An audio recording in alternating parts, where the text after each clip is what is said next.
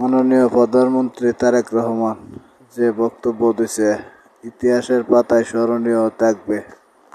চেয়ারটা আপনি দেখছেন, যেই চেয়ারে আমি এখানে বসছি আপনার সামনে মাননীয় স্পিকার, এই চেয়ারটি খুব কঠিন একটি চেয়ার মাননীয় স্পিকার। এই চেয়ারটি দেখলে মনে হয় বসতে খুব আরাম, আসলে মাননীয় স্পিকার মোটেও আরামের না।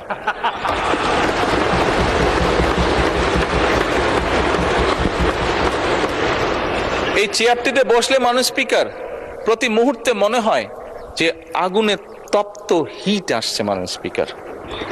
হাসার কিছু নেই, আমি যা ফিল করি আমি আপনাদেরকে তাই বলছি, মাননীয় স্পিকার, এই চেয়ারের থেকে উঠে দাঁড়িয়ে আপনার সামনে বক্তব্যে আমি হয়তো অনেক পপুলার কথা বলতে পারতাম, যেটাতে আরো অনেক বেশি তালি হতো মাননীয় স্পিকার। কিন্তু এই চেয়ার আমাকে বলে যে আমি সবসময় পপুলার কথা বলতে পারি না, আমাকে সেটাই বলতে হবে